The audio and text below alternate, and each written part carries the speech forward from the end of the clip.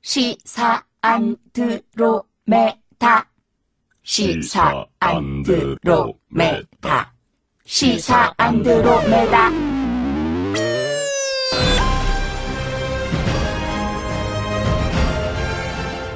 주파수 94.5MHz YTN 라디오 공식 팟캐스트 시사 안드로메다 21번째 방송 시작하겠습니다.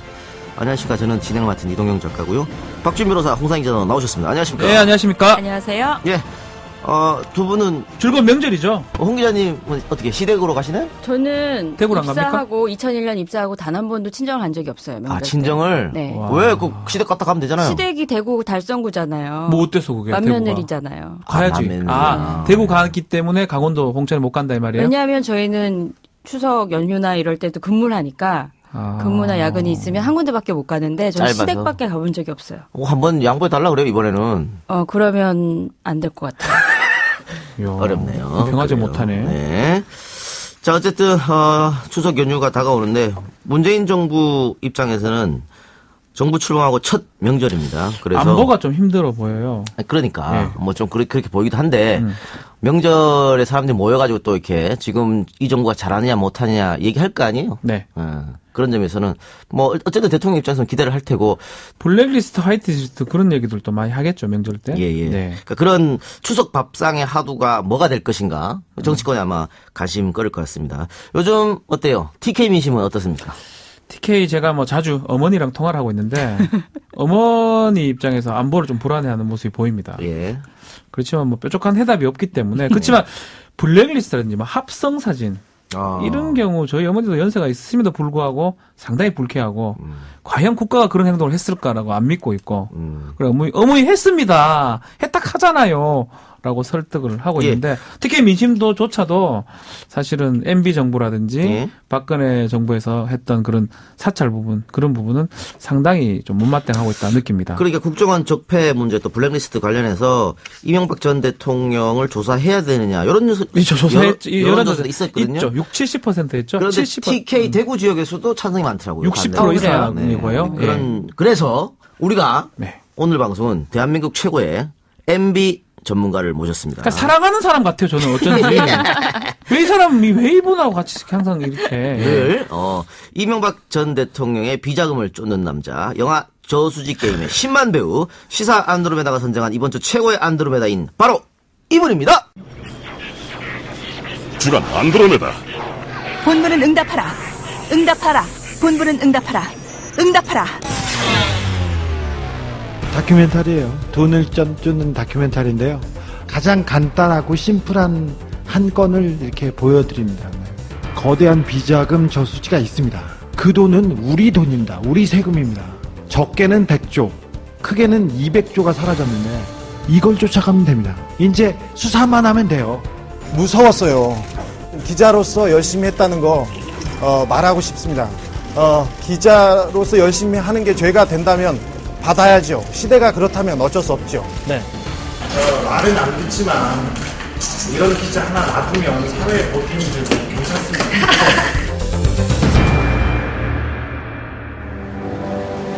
네, 시사인의 주진우 기자 나오셨습니다. 참, 이 명품 배우께서 이렇게 나오신다니 저는 고맙습니다. 미남이십니다, 진짜로. 네. 안녕하십니까. 주진우 기자입니다. 네. 공중파 라디오 이렇게 나온 적이 굉장히 오랜만일 것 같아요. 네, 스튜디오에 나온 게 해방되고 얼마 전에 SBS 라디오에 갔었습니다. 그것도 이명박 대통령 때문에 갔는데 이승환 씨, 가수 이승환 씨하고 한번 이렇게 나간 적이 있었고요. 그리고는 오는 것 같습니다. 네. 네, 우리 저하고는 매번 지하실에서만 만나다가. 네, 음지에서, 어두운 데서. 음지에서 만나다가. 그러다가 이렇게 뭐 지상 8층에서 만나자고 하니까 좀 묘하더라고요. 네. 사실, 저 같은 사람들은 골드블랙이어서 거의 10여 년 동안 방송국 주변에 간 적도 없었고요. 네네.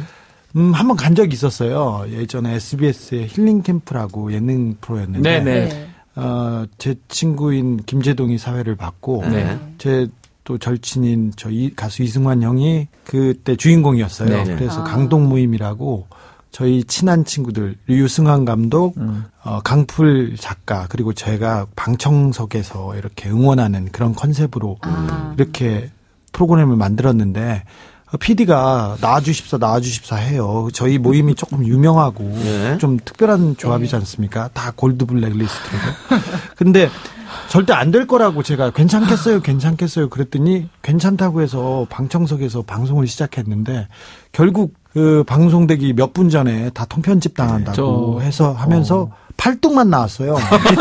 목소리까지는 그 변조 다 걷어내지 못하고 많이 걷어냈고 팔뚝만 나왔는데 그래서 검색어 이틀 동안 1등을 했었죠. 이것 또한 그 박근혜 정부와 그 국정원 그리고 방송국에서 그 블랙리스트들을 어떻게 조정하고 입력했는지 이 부분을 보여주는 한 사례이기도 하죠. 그러니까 그나마 낫다고 하는 SBS도 그랬다. 네, 그렇죠. 네, 낫다고 사실은 MBC하고 KBS가 너무 망가져서 그렇지 SBS가 무슨 방송으로 보기에 부끄러운 적이 많았죠. 그런데 그나마 그래도 최순실 박근혜 게이트 때 그리고 지금 특별히 SBS 노조가 훌륭해서 공정 언론을 위해서 노력하고 있습니다. 그래서 많이 응원하고 있는 입장입니다. 예.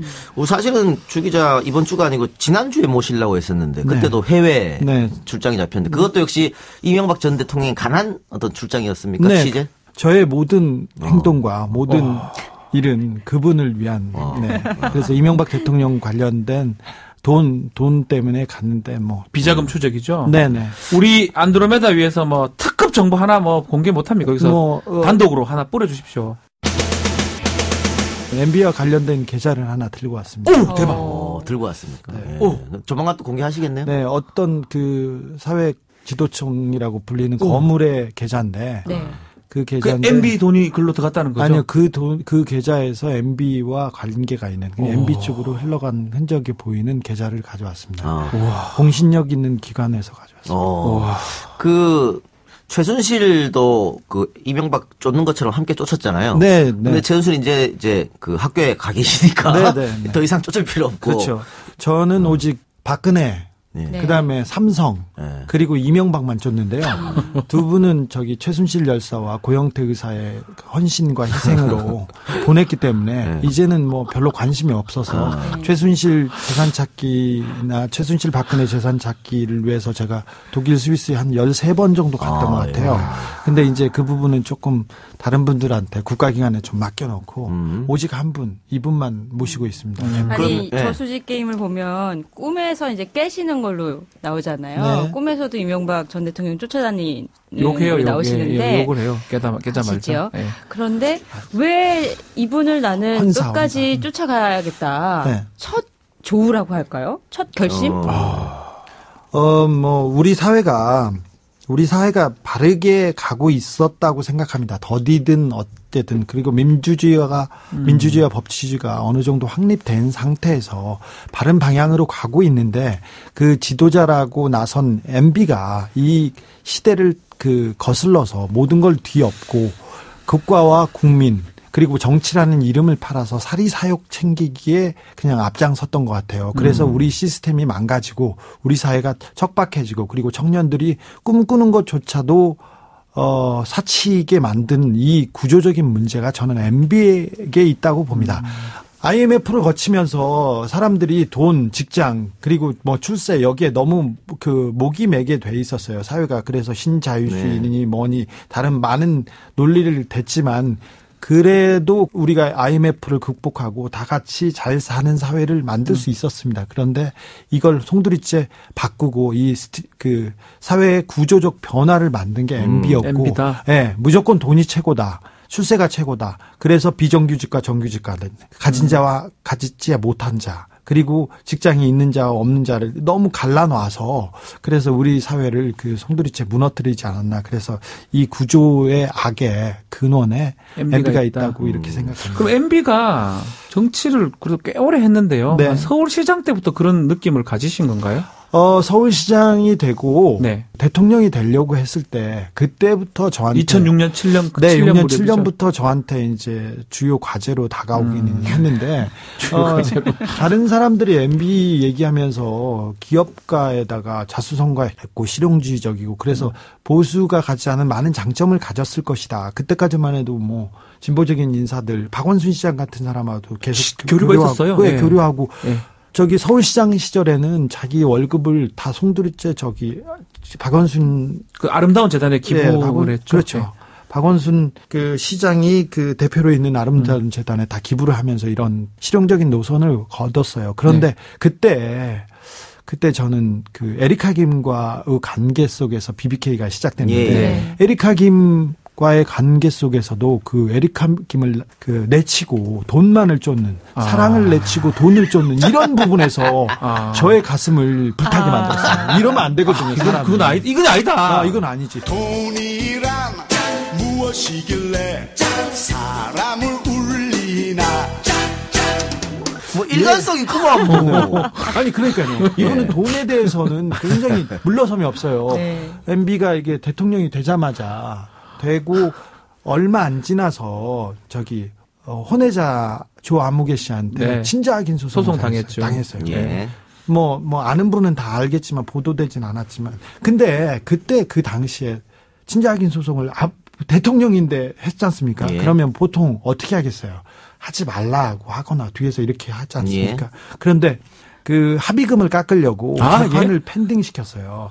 변호사님 잘 알겠지만 이게 소송 기록이 나오면 재판이 말도 안 되는 과정 속에 그 수립되고 그다음에 합의가 끝나고 이게 진행됩니다. 친자긴 소송이라는 게 그렇게 어렵지 않아요. 그래가지고 이렇게 신청하면 자 DNA 검사하자 해가지고 이 결과 나오고 보자. 간단하지 않습니까? 네, 뭐 빠르면 이틀이면 됩니다. 네네. 그런데 이게 말도 안 되는 과정으로 이렇게 계속 연기가 됩니다. 미뤄지고 그러는데 그게 뭐 각하의 큰 뜻이 있었죠. 나중에 보니까 돈을 아끼려고 했더라고요. 그러니까 돈에 대해서는 확실하네요. 네. 아들보다도 중요한 게 피보다 중요한 게 그 돈이에요. 이분한테는. 그 혼외자가 사실은 선거 기간 중에 그 전에 계속 찾아왔어요. 우리가 먹고 살지 못하니까 좀 내놔라.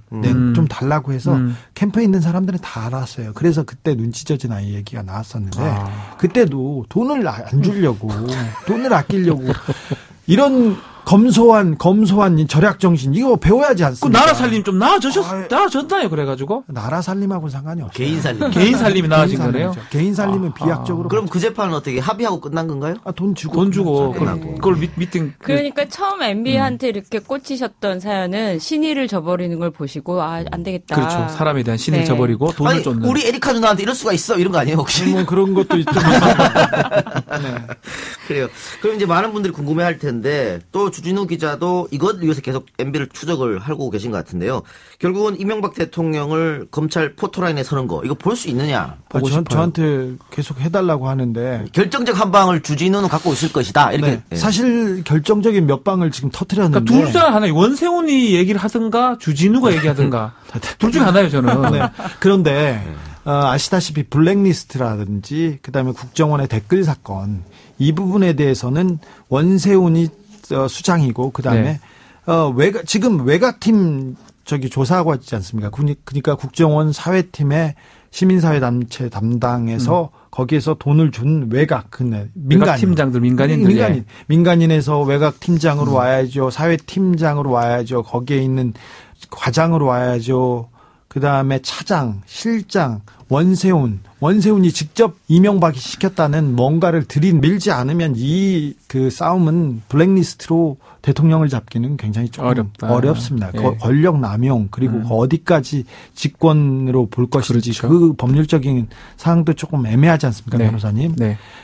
근데 그 MB를 잡으려면 돈을 잡아야 된다고 생각해요. 왜 그러냐면 MB가 그 정치라는 것도 대통령도 돈 때문에 했고 그 사리사욕을 위해서 국가기관을 움직여서 자기 곳간을 챙겼다. 곳간에 쌀을 쌓았다. 이거는 직권남용이고 그다음에 국정농단이지 않습니까? 국고등 손실죄 같은 게 성립할 수가 있죠. 그래서 그런 부분을 명확하게 하면 MB는 분명히 구속될 수 있다고 이렇게 네. 봐서 저는 MB의 돈을 쫓고 있는 겁니다. 이번에 가지고 오신 계좌로 또 뭔가 수사가 시작이 되면 좋을 것 같고. 그럴 수도 있죠. 그럴 수도 있고 그리고 제가 수사 단초를 몇 가지 던져놨어요. 다스와 BBK에서 특별히 다스가 140억을 김경준 누나한테 이게 받아가는 과정에서 청와대와 외무부와 그다음에 검찰이 유기적으로 협업해서 움직였다는 그 증거를 내놓기도 했습니다. 근데 아직은 MB를 둘러싸고 있는 견고한 성이 지키고 있습니다.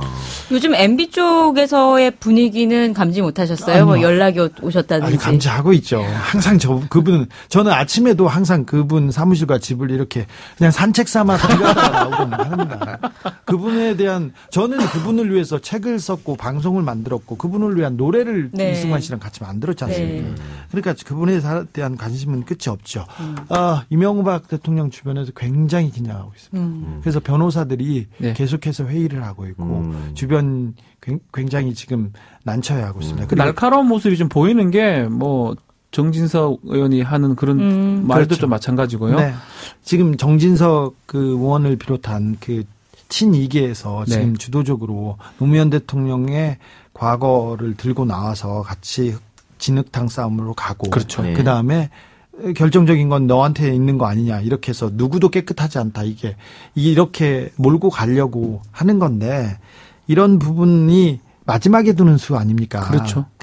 이 작가님 그렇잖아요. 이게 전통적으로 이렇게 진행당했을 때 유리할 때 쓰는 게 아니라 마지막 때 어려우면 몰랐을 때 쓰는 거죠. 그렇죠. 네. 그래서 극약 처방을 쓰고 있는데 MB에 대한 의혹들이 수그러들지 않아요. 그래서 포토라인에서 입장을 들을 수 있지 않을까 저는 생각합니다. 최근이나 과거 포함해서 회유나 협박이나 어떤 뭐 연락이 왔다든지 이런 건 없으셨어요? 저희는 회유와 협박을 그 불편한 친구처럼 데리고 살았어요. 얼마 전에 국회의원들한테 들었는데 국정원에서 제 사찰한 내용이 이만큼 수북이 쌓여 있다고 합니다. 그래서 제가 누구를 만나고 어떤 취재를 하고 그런 것까지 해서 사찰을 하고 계속해서 했습니다. 섬뜩하네요. 보통 YTN도 그렇고요. SBS나 MBC, KBS처럼 큰 언론사는 국정원 담당 직원이 한 명이에요. 네. 한 명인데 낙검수 특별히 저는 3-4명이 쫓아다녔어요. 그리고 협박, 미행, 협박은 너무 많이 당해서 전화 와서 뭐 가족들 협박하고 막 뭐 죽이니 살리니 하면 지금은 바쁘니 내일 4시쯤 전화해달라. 4시쯤은 협박을 받을 여유가 있다. 이런 얘기를 하면서 넘겼고 미행이 너무 심해서 집에 못 들어가고 산 것도 굉장히 오래됐었어요. 근데 이런 것 많은데 요새 다시 또 조금 요새는 이렇게 겁을 주거나 그러진 않아요. 그런데 오토바이들이 좀 따라다니기도 하고 그런 그래요? 예. 뭐 2대 오토바이가 앞뒤로 이렇게 가다가 네. 제가 급히 꺾으면 다시 돌아오고 뭐. 그럼 그런 거에 대해서 본인은 뭐 감수한다 해도 가족들은 안 그럴 거 아니에요. 그렇죠. 그래서 집에서 나와서 살았어요. 웃을 일이 아닌데. 웃을 일 아니고 미안해요. 진짜. 아니 또 아들 바보거든 우리 주준희 기자가. 네, 뭐 그렇죠. 네, 그럼 그거 보고 싶잖아요. 집에서 나와 살면. 네, 뭐 그렇습니다. 근데 그래가지고 가장 애가 이렇게 뭐 크면서 이렇게 정서적으로 가족들이랑 아빠랑 이렇게 교감을 해야 되는데 그렇죠. 잘 못 그게 교감이 좀 없었어요. 그래서 저는 집에 가도 12시 반에도 일요일날 12시 반에도 이렇게 무슨 일이 있어 뛰쳐나가고 그래서 그러면 애가 그냥 일어나서 안녕히 가세요 이렇게 인사를 해요. 근데 나오면서 조금 아빠 집에 또 방문하세요 이런 그런 식으로. 거죠. 먼 데에서 온 친척형 뭐 이런 식으로 생각하니까 그런 거는 조금 안타까운 건 있죠. 그런데 그러나 뭐 MB가 그보다 더 중요합니다. 네, MB가 지금 있는 그 모든 사항보다 가장 중요하다고 저는 생각합니다. 그래서 저희 시사 안드로메다에서 준비한 코너가 하나 있습니다. 주진우에게 누구누구란을 제가 하겠습니다. 그 사람을 떠올리면서 한 단어라든지 한 문장으로 좀 말씀해 주십시오. 그래요? 예. 네. 먼저 가장 사랑하는 아닙니다. 죄송합니다. 주진우에게 MB란 가장 여기서 부터는 팟캐스트로 확인하세요. 거기까지 하세요. 네, 그러니까 뭐 그거 안 하셔도 뭐 큰 상관은 없습니다. 굳이 뭐 근데 문재인 대통령이 민정수석으로 청와대에 있을 때 가장 괴롭히는 기사를 많이 쓰는 기자가 주진우 기자였다고. 네네. 그래서 저한테 뭐 전화 통화도 하고. 항의 전화? 아니요. 항의하진 않아요. 예. 그리고 이분은 제가 그때 노건평 씨, 그러니까 노무현 대통령의 형에 대한 문제점과 그 주변의 문제점에 대해서 계속 알람을 했었어요. 알람을 하다가 나중에 그 더 큰 사고가 나기 전에 이렇게 기사를 쓰고 그랬는데, 당시 민정수석이었죠. 문재인 수석이 헬기 타고 노건평 씨한테 내려갔다 오고 그렇죠. 뭐 하면서 왔다 와가지고 자기가 부족해서 잘 지키지 못했노라고 나한테 사과를 하더라고요. 그래서 이분이 됨됨이가 그전에도 그냥 뭐 좋은 사람, 착한 사람. 근데 저는 좋은 사람이 그 민정수석을 한다는 거에 대한 조금 우려가 있었어요. 왜 그러냐면 대통령 정치라는 것은 그 진 땅이든 마른 땅이든 그 좋은 사람이든 나쁜 사람이든 그런 사람을 데리고 몇 발짝 전진해야 되는데 국민을 위해서. 그런데 그걸 하기 위해서는 너무 조금 사람이 여리고 그렇죠. 착해지기만 하다 이런 생각을 했었어요. 근데 사실 그런 점이 많이 보였죠. 그래서 민정수석 때도 계속 제가 비판하고 나왔을 때도 당신 잘못했다고 계속 했었죠. 얼마 전까지도 계속 그 부분에 대한 실책 그거에 대해서는 계속 따지고 비판했어요. 자, 그러면 다시 영화 얘기로 한번 본격적으로 가봅시다. 비자금 얘기를 해봐야 될 것 같습니다. 영화 얘기 좀 비자금 얘기 해봐야겠는데 일단 계속 지금 영화는 상영되는 거죠, 저수지 게임? 네, 아직도 상영되고 있습니다. 10일만 돌파했어요. 다큐멘터리 영화로서는 상당한 거 아닙니까? 뭐 1000만 영화를 돌파한 영화가 한 20편 정도 되나요? 그런데 다큐멘터리 10만을 돌파한 영화가 10편이 안 된다고 해요. 그래서 굉장하게 큰 관심과 화제죠. 근데 우리나라 다큐에 이런 공식이 있어요. 보통 인간적인 거거나 아니면 조금 감정선을 건드리는 거예요. 소를 계속 쳐다보는 원앙소리. 소를 계속 쳐다본다든가 아니면 할머니 할아버지 계속 쳐다보다가 이게 심금을 울립니다. 마음을 울리면 그 10,000명 정도 넘잖아요. 그러면 큰 히트 이렇게 하면서 9시 뉴스나 메이저 뉴스에서 다뤄주면 그때 이제 개봉관이 늘어나면서 역주행을 하면서 이렇게 올라가는 건데 보통 그런 공식을 다 따랐어요. 공범자들도 그 한 1, 2만 갔을 때 언론의 집중적인 스포트라이트를 받고 여기까지 올라왔어요. 그런데 아시겠지만 이명박 추격기는 나온지 모릅니다. 저희 가족들도 나온지 몰라요.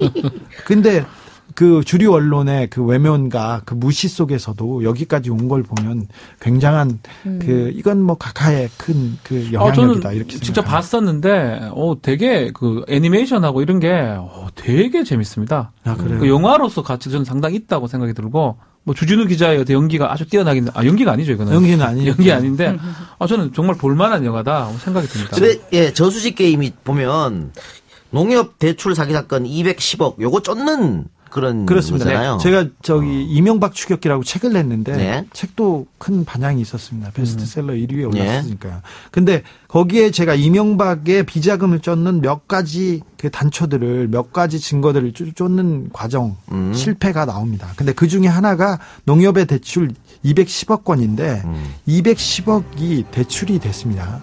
대출된 회사는 생긴 지 하루 된 회사였죠. 보증인도 없고요. 담보도 없고 사업 계획도 제대로 없는데 그리고 청년 실업자였어요. 그러니까 그 능력이나 노하우도 없는 사람한테 210억을 줘요. 농협에서? 네. 이상하네. 근데 210억이 갑자기 사라져요.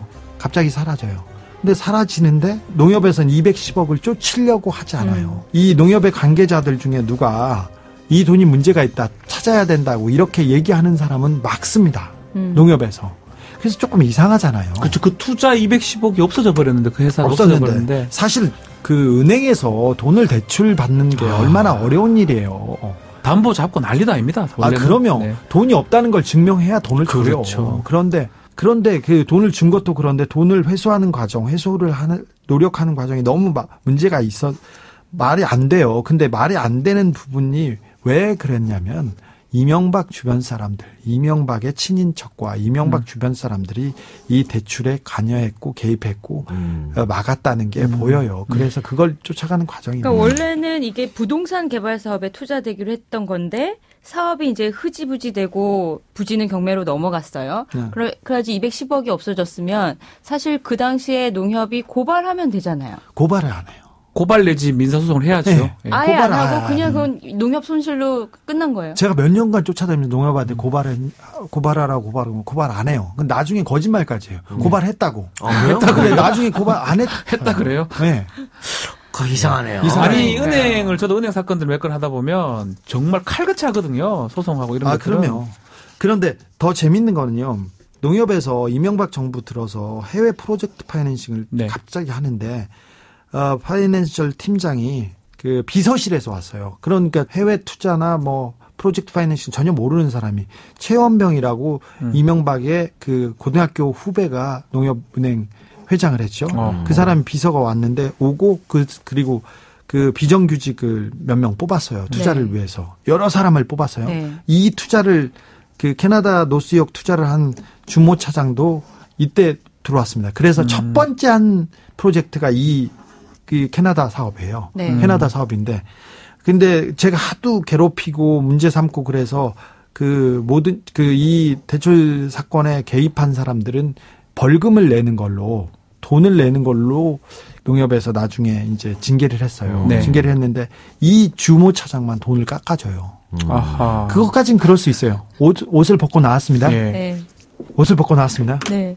근데 이 주모차장이 농협에 드나들면서 큰 투자 사업을 해요. 농협에서 그렇게 많은 그만두고 사고를 나와서. 치고 이 사고 많은 징계받고 나온 사람이 징계받고 많은 사고를 쳤는데 네. 그렇습니다. 근데 가장 최근에 하는 사업이 뭐냐면 농협의 본사가 서대문 사거리에 있어요. 네. 예. 사거리 건너편에 적십자병원이 있어요. 네. 네네. 적십자병원 앞에 2만 6천 평, 5, 6천 평 개발하는 사업이 있어요. 2만 5천 평, 6천 평이면 사대문 안에서 2만 5천 평, 6천 평이면 토지 비용이 1조 정도 됩니다. 네. 네.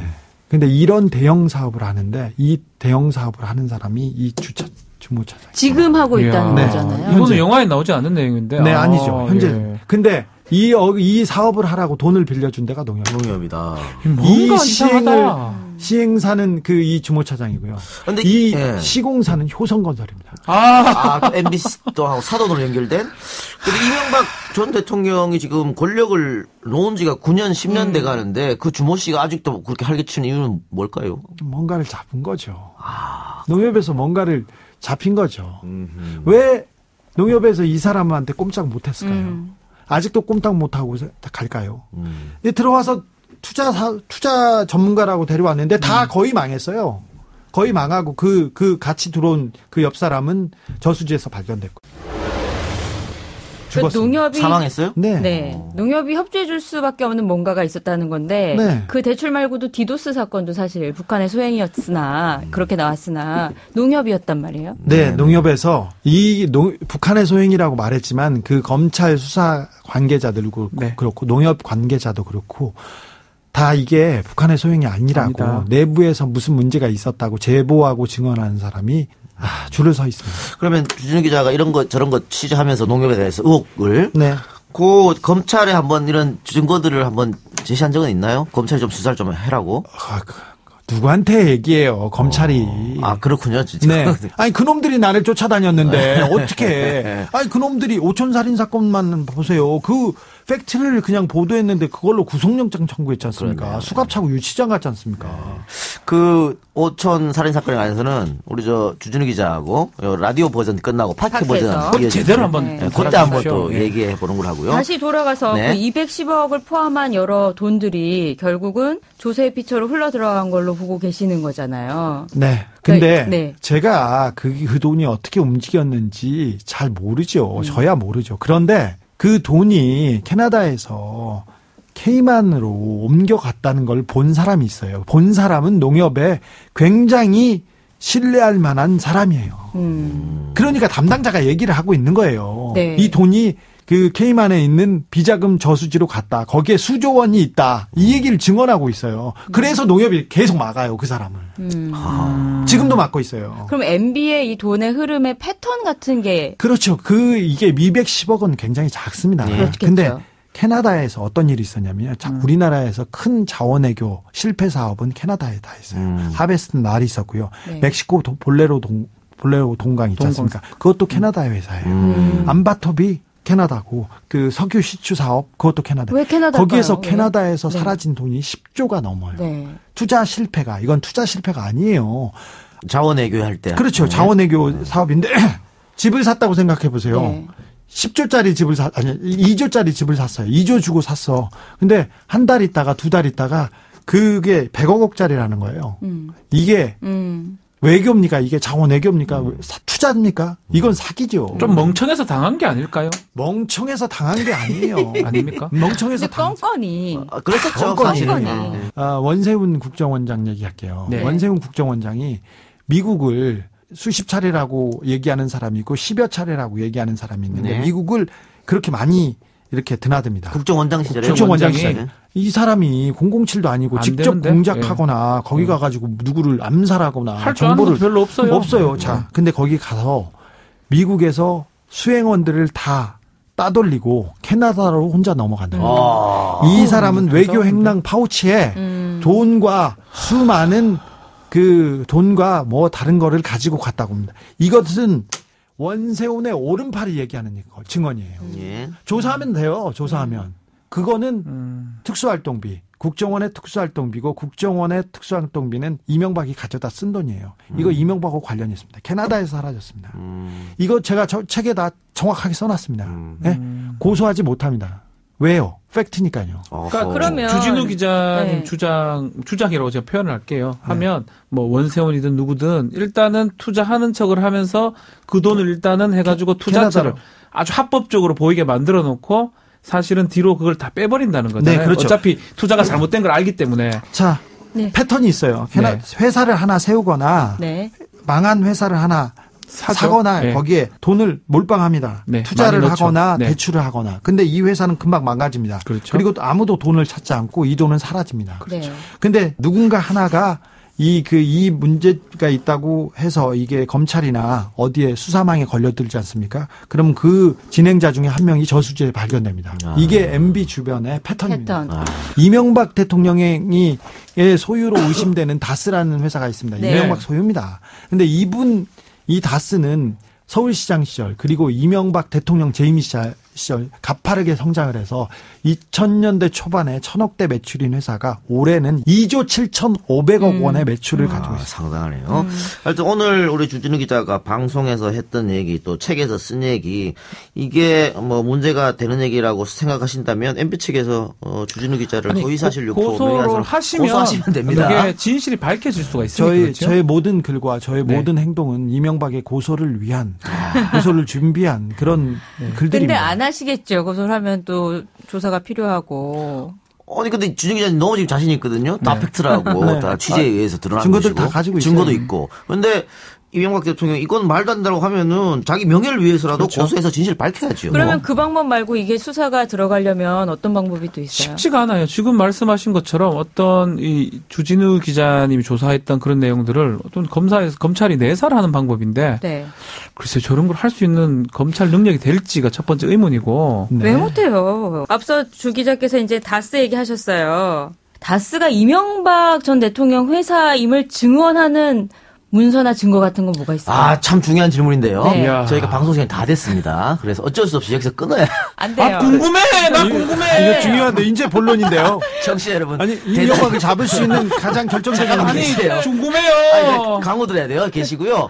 청취자 여러분 대단히 죄송합니다만 궁금하신 분은 주 기자의 답변이 궁금하신 분은 팟캐스트 버전으로 넘어오시면 나 팟캐스트 해야 되겠다. 지금 궁금해. 팟캐스트 넘어오세요. 그럼 바로 대답이 이어지니까. 저희는 팟캐스트 버전 이어가지고 계속 주진우 기자랑 이야기하고요. 라디오 버전은 여기서 마치겠습니다. 자, 팟캐스트 버전에서 여러분 계속 저희 주진우 기자 함께 하니까 들어주시고, 우리가 항상 마지막 엔딩곡을 우리 초연님한테 지금 이야기 시작하시지도 않는데 엔딩곡을. 네, 엔딩곡을 요청하는데 혹시 염두에 둔 곡이 있습니까? 네, 오직 그분을 위해서 만들었습니다. 이승환의 씨의? 돈의 신입니다. 돈의 신, 예. 이승환의 돈의 신 들으면서 저희는 마무리하고요. 주 기자님 오늘 출연해주셔서 대단히 감사합니다. 감사합니다. 너무 감사합니다. 네, 고맙습니다. 니들은 고작